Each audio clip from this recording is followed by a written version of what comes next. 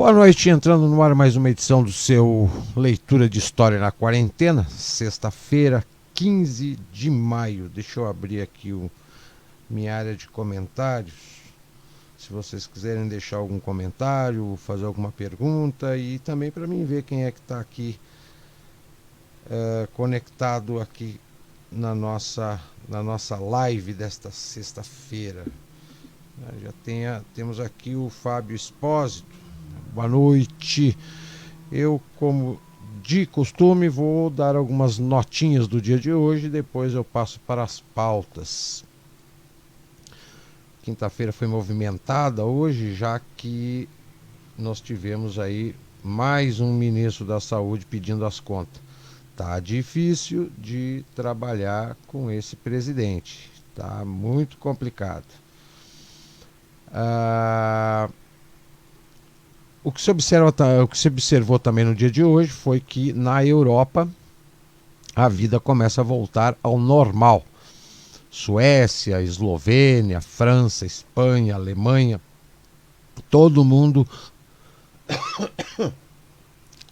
abandonando o tal do confinamento e todo esse alarde pandêmico que foi alimentado nesses últimos 2 meses e vão gradativamente aí voltando à vida normal, apesar de que teve apenas um país na Europa que não aderiu a absolutamente nada, que foi a Bielorrússia. Essa aí, engraçado, né? Ela não aderiu ao movimento de medo e pânico criado pela OMS e não se ouve falar nada da Bielorrússia, né? Provavelmente teoricamente deveria ser um dos países com maior número de infectados e de óbitos, né? E nem se ouve falar da Bielorrússia, nem da Suécia, que também não aderiu a esse momento de guerra psicológica. Deixa eu ver aqui uma outra nota do dia de hoje. Eu vou deixar uma dica para vocês aí de uma obra que vocês conseguem baixar na internet, o PDF dela. O nome da obra é A Grande Degeneração. Para quem gosta de um bom livro e gosta de leitura, tá aí uma boa dica deste livro. O autor é Neil Ferguson. A Grande Degeneração. Vale a pena. Não é uma obra muito extensa e de uma leitura bastante de fácil compreensão. E um tema bastante atual, diga-se de passagem. Lá na África, a Tanzânia e o Burundi literalmente expulsaram os representantes da OMS daqueles países em meio à ditadura do confinamento devido ao coronavírus, né? Agora é aquela coisa, meia dúzia de iluminado ou meia dúzia de político ou algum órgão globalista chega, invade os países e acaba com a liberdade, acaba com tudo, né? Eles tratam todo mundo de uma forma padrão, desrespeitando culturas, clima, geografia, desrespeitando tudo. E lá na África, lá no Burundi e na Tanzânia, a turma da OMS literalmente foi posta para correr. A outra nota do dia de hoje, vejamos aqui, eu já comentei aqui, a Eslovênia declara fim da pandemia e agora no final da tarde saiu em alguns jornais europeus matérias vinculadas à Alemanha e à Espanha, aonde milhares de pessoas saem às ruas exigindo liberdade. Na Espanha, a notícia sai da seguinte maneira: numa altura em que as economias começam a colapsar e alguns médicos começam a questionar as medidas restritivas da liberdade impostas pelos governos, um pouco por todo o mundo repetem-se os apelos da população para que sejam levantadas essas medidas. Na Espanha, milhares de pessoas saíram à rua entoando cânticos e exigir liberdade. E na Alemanha, a nota sai da seguinte forma: estão unidos por seus inimigos, multidões de pessoas heterogêneas e irritadas que compartilham a sensação de serem vítimas das elites globais que estariam utilizando a irrupção de um novo vírus como pretexto para enriquecer e reduzir as liberdades do povo. Milhares de pessoas saíram às ruas das cidades alemãs contra a ditadura do corona.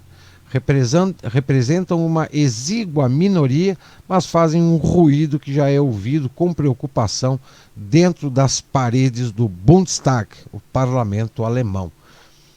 É aquela coisa, né? É meio complicado. No momento em que as imposições foram feitas verdadeiramente num clima de guerra psicológica, de medo e de alimentação de medo e pânico. Só que o tempo foi passando e as pessoas começaram a ver que não é para tanto. Não é para tanto. E começa também a aparecer quem é que tira vantagem dessa situação, né? Por exemplo, aqui no Brasil, o governo federal liberou mais de 1 trilhão e 200 bilhões aos estados para o combate ao Covid-19. O Supremo proibiu a interferência federal nos estados. Resultado como esses virão à tona, muito mais ainda, né? Esse é um caso. Pernambucanos, vejam para onde está indo o dinheiro que deveria estar sendo usado na saúde do estado de Pernambuco. Foram comprados sem licitação 140 Jeeps Renegade para serem utilizados em bloqueios nas 5 cidades onde haverá lockdown. Os veículos foram adquiridos no Grupo Fiore, cujo secretário de desenvolvimento de Paulo Câmara, Bruno Schwambach, é da família a qual pertence o Grupo Fiore, que é a revendedora da Jeep. Coincidentemente, mesma marca dos veículos adquiridos. É bom ressaltar que o lockdown em Pernambuco só foi anunciado 2 dias atrás, em 11 de maio, com início no próximo dia 16, mas vejam que os veículos já haviam sido adquiridos e inclusive já se encontram adesivados e prontos para uso nos bloqueios. Tudo previamente esquematizado. E nessa toada, o pico da pandemia por aqui vai até dezembro. Ou mais. A OMS diz que a pandemia dura no mínimo mais 2 anos. E no máximo aí em torno de uns 5 anos. Vamos aguardar para ver a movimentação global neste momento de pandemia. Vamos lá para nossas pautas de hoje. Primeiro tema que eu separei para hoje, deixa eu ver onde é que está. Onde é que eu deixei anotado aqui. Essa semana, no dia 13 de maio, nós tivemos aí a comemoração da proclamação da abolição da escravatura, mas mesmo assim eu trago ainda na semana, né, do dia 13 de maio, um outro texto muito interessante sobre a questão da escravidão. Um texto redigido por Gustavo Barroso, que foi um dos maiores intelectuais da história brasileira. Muito pouco falado, mas um dos maiores intelectuais da história brasileira. Conforme publicou a revista Der Spiegel em 1998, o comércio de escravos estava nas mãos dos judeus. Uma nova faceta das relações históricas entre negros e judeus. 3 rolos de fumo bastavam para pagar um negro forçudo. Nesse dia 20 de novembro de 2008, mais de 250 municípios brasileiros comemoram oficialmente o Dia da Consciência Negra. Pretende-se, com isso, consolidar o ensino sobre a história e a cultura afro-brasileira, bem como incluir nos currículos escolares termos como História da África e dos Africanos, Luta dos Negros no Brasil, Cultura Negra Brasileira e o Negro na Formação da Sociedade Nacional. Tudo conforme quer almejar a Lei 10.639/2003. A insurreição contra a escravidão teve seu principal marco histórico não com a Lei Áurea, instituída hipocritamente pela princesa da Casa Monárquica Brasileira, mas sim pela morte do primeiro negro a liderar uma revolta da população negra, Zumbi dos Palmares. Este holocausto negro iniciou-se com a vinda dos negros da África, que foram vendidos e negociados como mercadorias descartáveis para o cultivo da terra, escravizados, espancados, marcados a ferro em brasa, assassinados, vítimas de açoite e outros atos de violência. Os navios negreiros trouxeram pelo menos 13 milhões de pessoas da África para as Américas, na maior deportação da história mundial. Seu martírio começou em 1492, ano da chegada e não da descoberta de Cristóvão Colombo às Américas. Neste final do século XV, a Espanha vivia uma época de grande prosperidade comercial e também de grande conturbação social. No mesmo ano de 1492, os reis católicos da Espanha, Isabel e Fernando, davam aos judeus a escolha entre a conversão ao catolicismo, a morte ou o exílio. Segundo J.P. Ney, em seu artigo O Comércio Escravo, com Colombo viajaram 5 marranos. Esses acompanhantes convenceram Colombo a trazer 500 índios como escravos na viagem de retorno à Espanha. Com isso, iniciou-se o drama. Ainda segundo este autor, o transporte dos negros como escravos para as Américas começou em 1520. Durante as décadas seguintes, o número de caçados e deportados chegou à cifra anual de 50 mil, o que não deixou de ser um dos mais rentáveis negócios daquela época, talvez comparável aos rendimentos fáceis obtidos através da especulação nas bolsas de valores dos dias atuais. E é justamente esta desmedida procura pelo lucro fácil que faz com que pessoas tornem-se cegas, pois a deportação e o comércio de escravos não apresentaram outro motivo aparente. Os assassinos e coadjuvantes nem odiavam suas vítimas, nem tampouco havia motivação para a vingança. Havia e há somente uma explicação lógica: a ganância pelo maior lucro.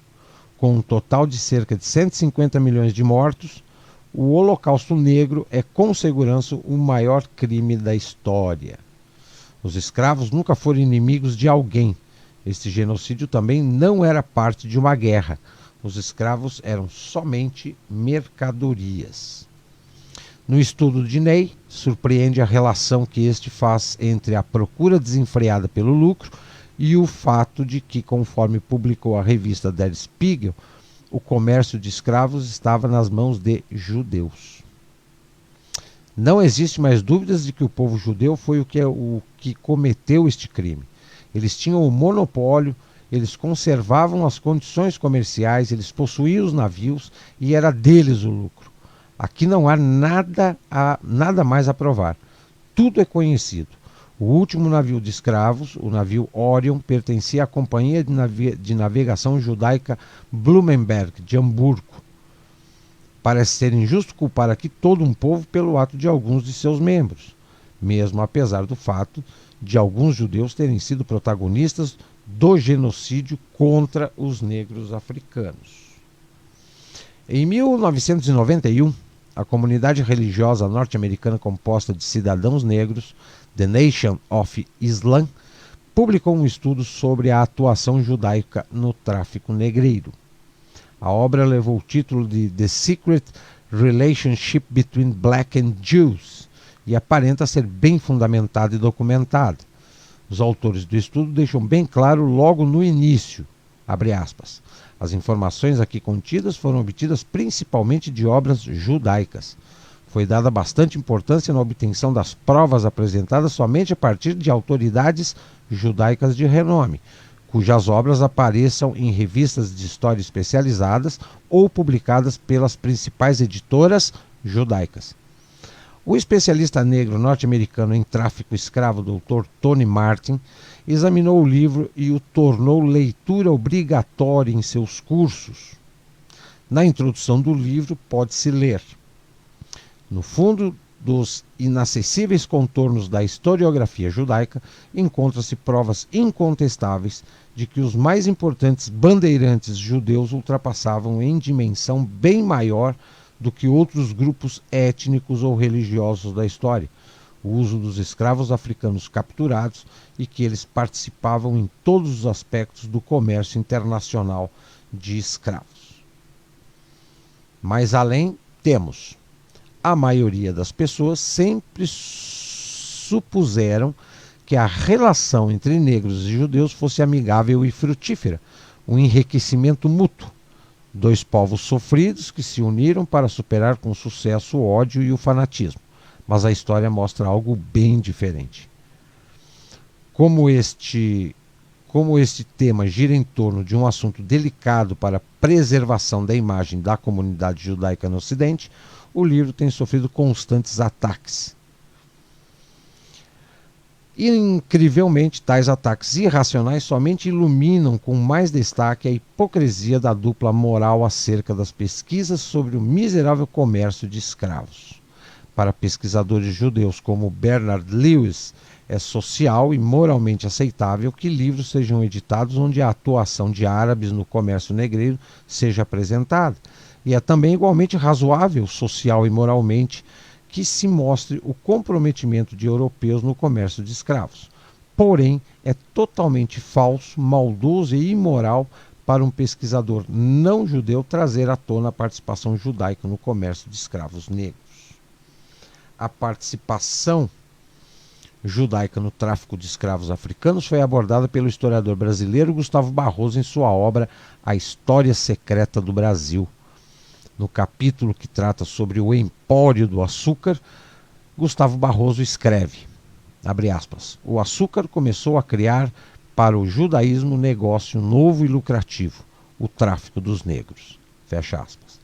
E segue com o capítulo intitulado O Tráfico de Carne Humana, onde já no primeiro parágrafo descreve a situação de exploração açucareira no Brasil.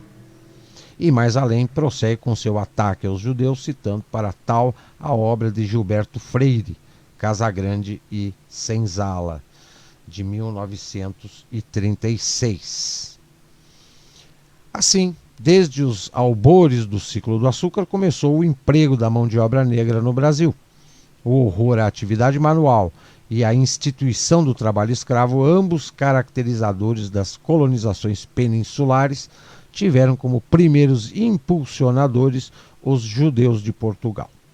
É claro que a imagem que a grande mídia nos transmite é bem diferente desta, pois ela atende, em sua grande parte, a interesses sionistas.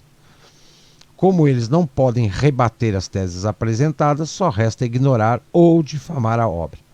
E justamente ciente disso, o livro da comunidade religiosa norte-americana dá um conselho aos seus leitores sobre a relação entre os negros e os judeus, e que entendemos as comunidades quilombolas brasileiras.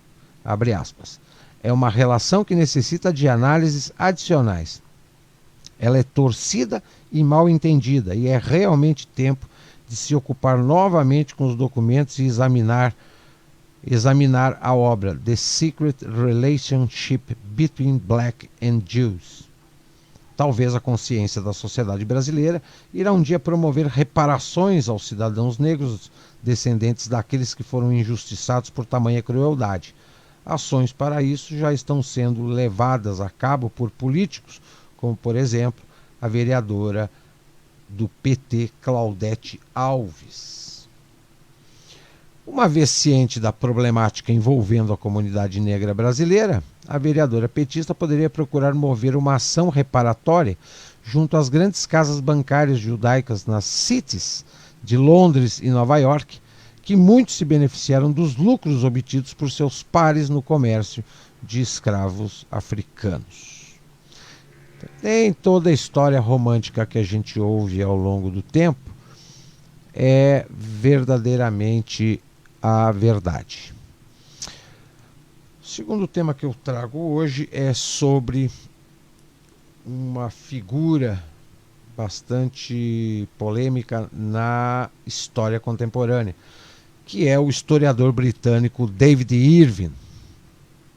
David Irving, o controverso historiador britânico, é autor de vários livros sobre a história militar e a Segunda Guerra Mundial, incluindo vários best-sellers internacionais. Em 11 de novembro de 2005, ele foi preso durante uma visita à Áustria pelo crime de pensamento cometido em 1989 por ter se referido a míticas câmaras de gás em Auschwitz. Negado sob fiança, ele ficou preso até o julgamento em 20 de fevereiro de 2006, quando um tribunal em Viena o condenou a 3 anos de prisão por ter negado o Holocausto. Após o julgamento, jornais, líderes políticos e intelectuais de todo o mundo se pronunciaram contra a sentença, bem como contra as leis na Europa sob as quais ele e outros dissidentes foram presos e multados por negação do Holocausto. As únicas vozes de aprovação eram os previsíveis sionistas. Embora Irving seja talvez o criminoso do pensamento mais proeminente no mundo ocidental, seu caso não é de forma alguma único. Em vários países europeus, assim como em Israel, a negação do Holocausto é um crime. A lista daqueles que foram presos, multados ou forçados ao exílio por expressar ceticismo sobre a história oficial do Holocausto é longa e inclui Robert Forreston, Roger Garaldi, George Steele na França, Siegfried Verbeek na Bélgica, Jürgen Graff e Gaston Armand Amadrus na Suíça, Günther Deckert, Hans Schmidt e Frederick Tauben na Alemanha. David John Caldwell Irving nasceu em 24 de março de 1938 em Essex, na Inglaterra, filho de um comandante da Marinha Real. Depois de estudar na Universidade de Londres, passou um ano trabalhando em uma fábrica de aço na Alemanha, onde aperfeiçoou sua fluência no idioma. Mais tarde, ele também aprendeu a falar espanhol. Seu primeiro livro, A Destruição de Dresden, foi publicado em 1963, quando tinha 25 anos.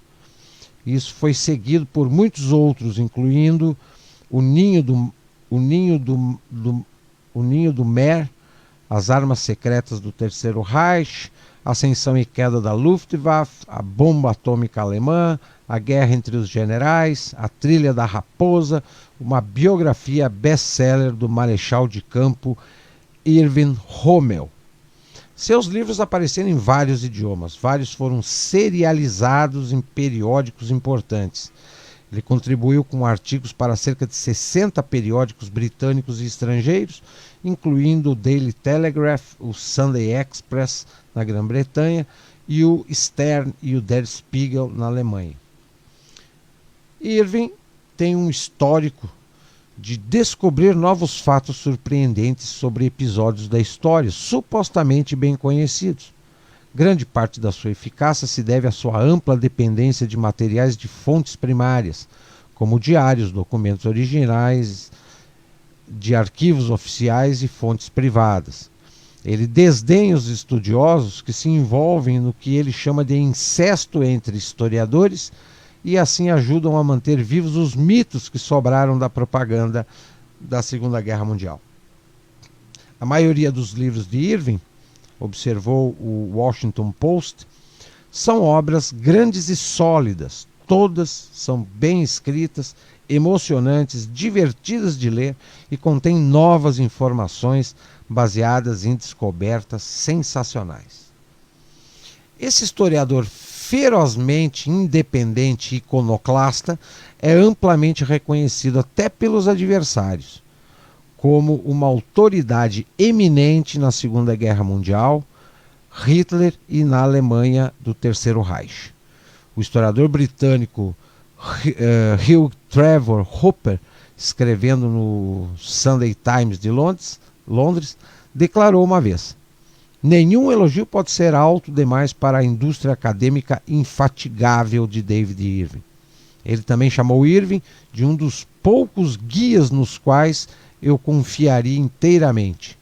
Infatigável em busca das evidências, destemido diante delas, com bom senso no julgamento. Outro importante historiador britânico, A.G.P. Taylor, escreveu: David Irving é um pesquisador paciente de indústria e sucesso incomparáveis. O professor Gordon Craig, da Universidade de Stanford, escrevendo em 1996 no The New York Review of Books, observou: o fato de que David Irving sabe mais sobre o nacionalsocialismo do que a maioria dos acadêmicos profissionais de sua área e estudantes dos anos de 1933 a 1945. Devemos, mais do que eles, estar sempre dispostos a admitir a sua energia como pesquisador e ao âmbito e vigor de suas publicações. Tais pessoas como David Irving, então, têm uma parte indispensável na empresa histórica e nós não nos atrevemos a ignorar suas visualizações. Após a publicação em 1977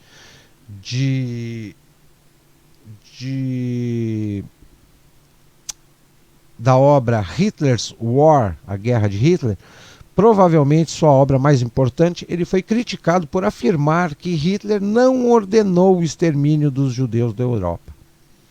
Os assassinatos em massa devem ter sido realizados por Himmler e seus companheiros pelas costas de Hitler, concluiu Irving naquele momento. Em 2002, uma edição de luxo, completamente revisada e atualizada do mesmo livro, foi publicada com a impressão da Focal Point de Irving.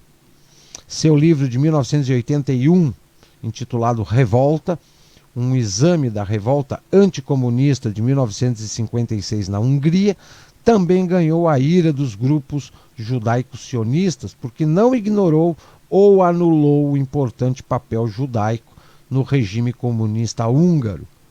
A biografia de Irving sobre Hermann Göring foi publicada em 1989. Guerra de Churchill, A Luta pelo Poder, o primeiro volume da biografia monumental de Irving sobre o líder da Guerra da Grã-Bretanha, foi publicado em 87. O segundo volume, com o subtítulo Triunfo na Adversidade, apareceu em 2001. O testemunho de Irving no julgamento do Holocausto em Ernest Zundel, em 88, foi um ponto alto desse importante caso judicial. Aparecendo como a última das 23 testemunhas de defesa, Irving surpreendeu o tribunal lotado de Toronto ao anunciar que havia mudado de ideia sobre a história do Holocausto.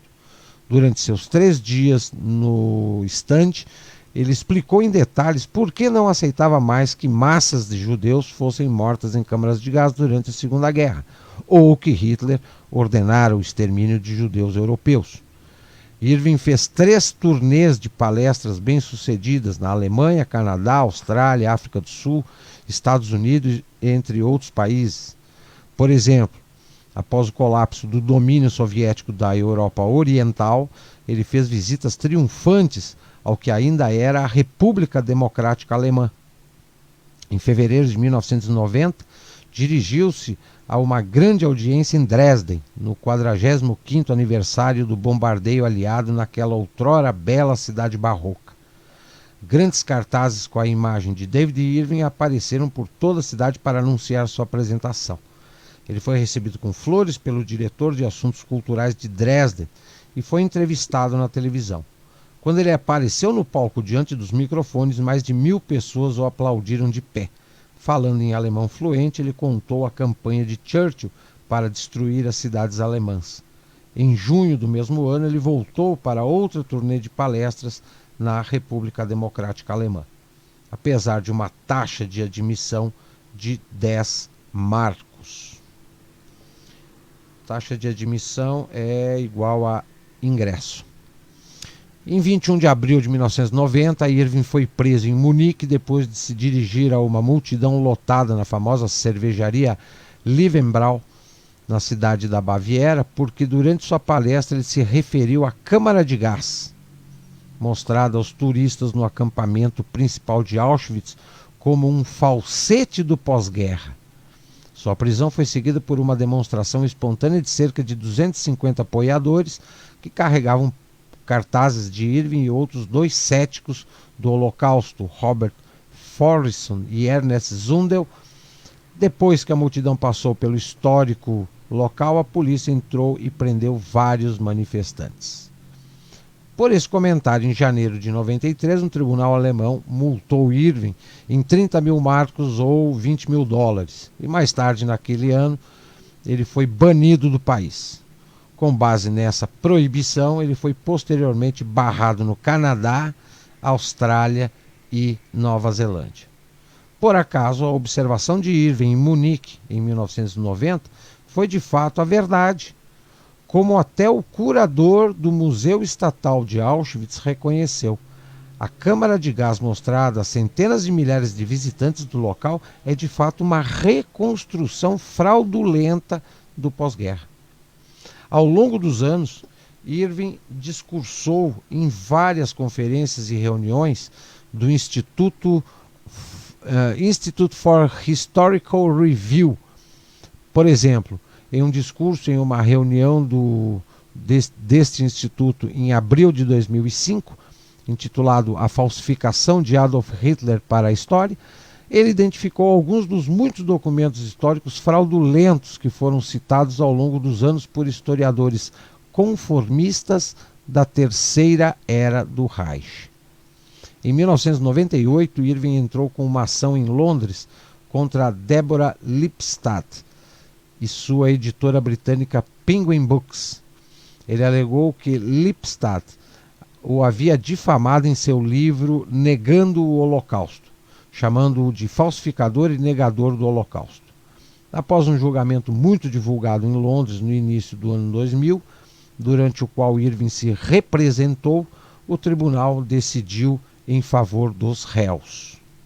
Em uma decisão tornada pública em 11 de abril de 2000, o juiz Charles Gray elogiou a pesquisa minuciosa e meticulosa de Irving nos arquivos e elogiou sua descoberta e divulgação de muitos documentos históricos. Ele também observou a inteligência de Irving e o conhecimento profundo da história da Segunda Guerra. Em suma, a longa declaração do juiz Gray foi uma repreensão severa a Irving, a quem ele chamou de negador do Holocausto antissemita e racista que deliberadamente deturpou e manipulou evidências históricas. Irving foi obrigado a pagar custos substanciais do julgamento.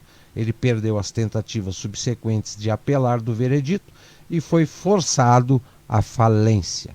Inclusive, a história deste julgamento, ele foi produzido para o cinema. O nome do filme é Negação, e que mostra um pouco da história do David Irving, mas o foco principal do filme é mostrar essa briga entre o David Irving e a editora Penguin Books, da Deborah Lipstadt. Vale a pena dar uma conferida. Negação. Nosso terceiro tema é também um tema histórico, que por vezes volta a seara das pesquisas e curiosidades, que são os templários. Quem eram, o que fizeram e como acabaram? Eles eram soldados que lutavam contra os inimigos de Cristo e ganharam enorme poder político e econômico por cerca de 2 séculos na Europa e na Terra Santa. Até hoje, os templários despertam interesses e questionamentos sobre seu papel histórico. Mas afinal, quem eram os templários? A Ordem dos Templários era um exército com cerca de 20 mil cavaleiros franceses, formado para proteger Jerusalém após a cidade ter sido conquistada pelas cruzadas no século XII. O grupo foi criado por Hugues de Payens a partir do ano de 1139. O nome veio por causa da ala que os soldados ocupavam no Palácio Real da cidade, que, segundo a lenda popular, havia feito parte do Templo de Salomão. Mas eles também respondiam por cavaleiros pobres de Cristo ou cavaleiros do Templo de Salomão. A ordem unia a fé à coragem, o que gerou uma congregação militar fiel e destemida. Seus fundadores declararam o voto da pobreza, da castidade e da devoção. Por isso, a instituição tinha como símbolo 2 cavaleiros montados no mesmo cavalo. A religiosidade ficava evidente no traje usado pelo exército, uma túnica branca com uma cruz vermelha estampada no peito. O que fizeram os templários? Este exército foi fundamental no fortalecimento dos estados cristãos implantados à força no Oriente Médio. Aparentemente, a função dos templários era velar pela proteção dos peregrinos cristãos no território sagrado. Porém, eles foram muito além. Em pouco tempo, o grupo ganhou poder político e econômico. Os cristãos foram incentivados a doar bens à ordem. Eles receberam inúmeras doações de territórios e castelos europeus oferecidos por benfeitores com posses e passaram a dominar economicamente parte da Europa. Além disso, por causa de sua força bélica, os templários assumiram o papel de banqueiros, coletando tesouros e transportando essa riqueza entre a Europa e a Terra Santa. Há muitas lendas urbanas a respeito das realizações do grupo. Há quem diga que foram eles que financiaram as expedições marítimas que resultaram no descobrimento da América Latina, ou que eles estavam por trás de conspirações que resultaram na Revolução Francesa. Muitos acreditam que os templários fundaram a maçonaria e até que encontraram o Santo Graal, o cálice usado por Cristo na Santa Ceia. Mas nenhuma dessas hipóteses foi confirmada oficialmente por historiadores. Diga-se de passagem, as caravelas portuguesas que chegaram ao Brasil, elas estampavam a cruz templária nas velas daqueles navios. E nesse período de 1500, os templários já eram fugitivos da sociedade europeia e da igreja. Eles eram perseguidos. E aí fica a suspeita de que eles continuaram os seus trabalhos assumindo o papel de descobridores ou conquistadores de novas terras. O poder crescente dos templários despertou a fúria de nobres e reis, como Felipe IV, rei da França, que tinha dívidas com o grupo e, portanto, resolveu enfrentá-los, ordenando o confisco de seus bens e a prisão dos cavaleiros.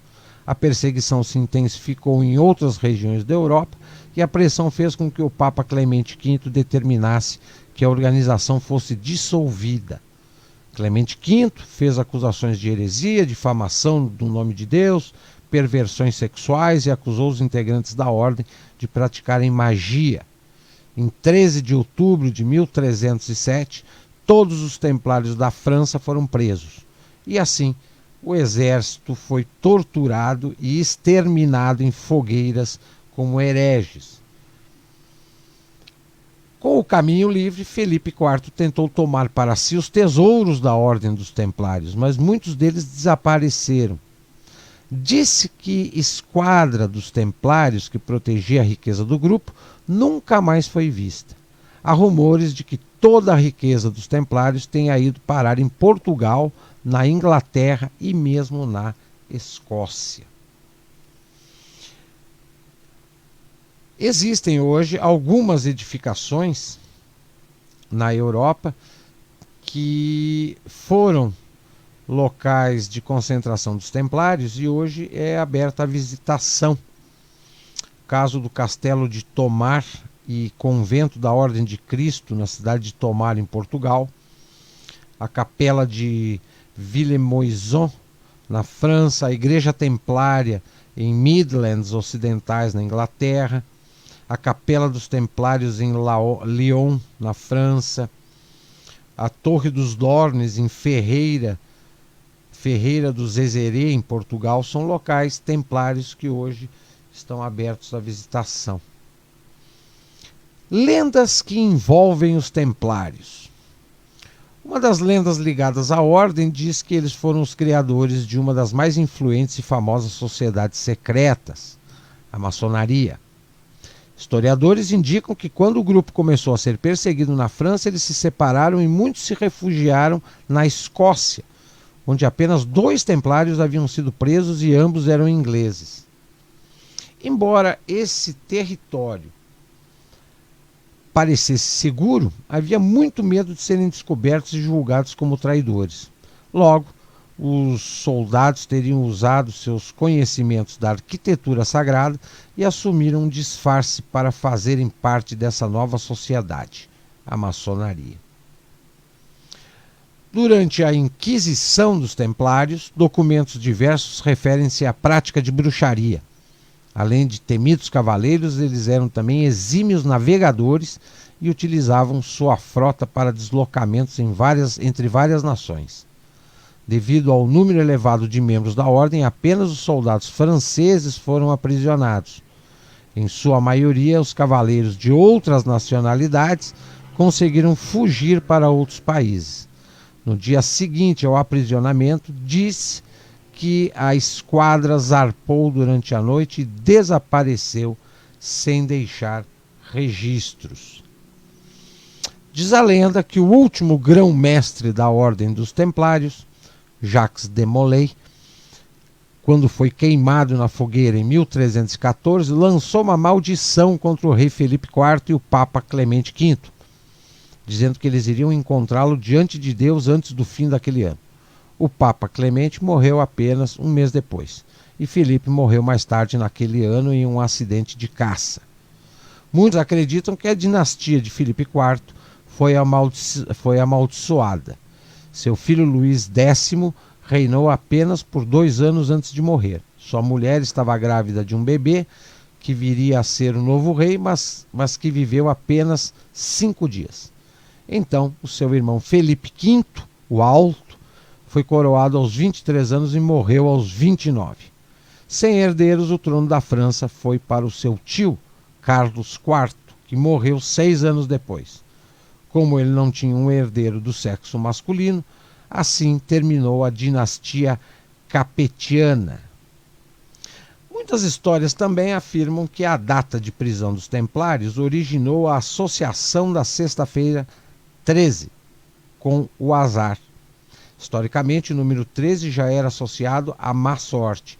Porém, quando Felipe IV anunciou a prisão dos cavaleiros da Ordem dos Templários nessa data, uma sexta-feira, o dia da semana também começou a ser ligado à superstição.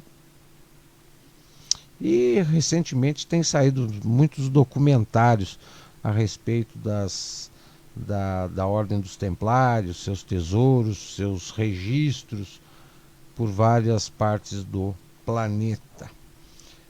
21h43, dá tempo para mais um tópico de hoje. É hora de privatizar o SUS socialista? O principal argumento dos governos em favor do isolamento horizontal foi que isso achataria a curva, termo que se torna cada dia mais infame, que na prática significa esticar o pico da pandemia para que o sistema de saúde tenha condições de atender os pacientes. Coloque um zoom nesse argumento e verá o seguinte: para que o sistema de saúde estatal tenha condição de atender aos pacientes. Nesse assunto, existem 2 grupos de brasileiros: os que são submetidos ao SUS e os que conseguem pagar planos privados de saúde. O primeiro não tem poder sobre a qualidade do serviço que lhe é prestado. O segundo tem. Na tentativa de impedir o colapso do SUS, o Estado brasileiro simplesmente mandou metade da população ficar em casa, sem trabalhar, ao custo da redução ou perda total de sua renda, na esperança de que isso, por si só, acabasse com a epidemia do coronavírus.